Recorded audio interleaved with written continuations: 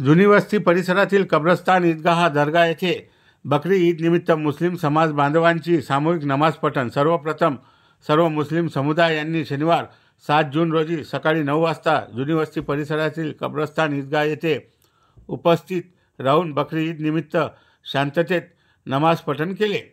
यावेळी नमाज पठण व बयान मुफ्ती मुतांजिम यांनी तर बिलाल मस्जिदचे मौलाना हाफिज कौसर व नासिरुद्दीन ठेकेदार यांच्या उपस्थितीत मुस्लिम बांधवांना मौली उस्मान यांनी शासनाच्या आदेशाचे पालन करून बकरी ईद साजरी करावी असे आवाहन यावेळी केले। याप्रसंगी शहर पोलीस स्टेशनचे ठाणेदार अजित जाधव यांच्या मार्गदर्शनात शहर पोलिसांचा चोख बंदोबस्त पाहावयास मिळाला।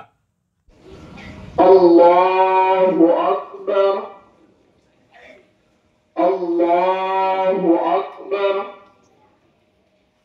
अल्हम्दुलिल्लाहि रब्बिल आलमीन, अर्रहमानिर रहीम, मालिकी यौमिद्दीन, इय्याका नअबुदु व इय्याका नस्तईन, इहदिनस सिरातल मुस्तकीम, सिरातल लज़ीना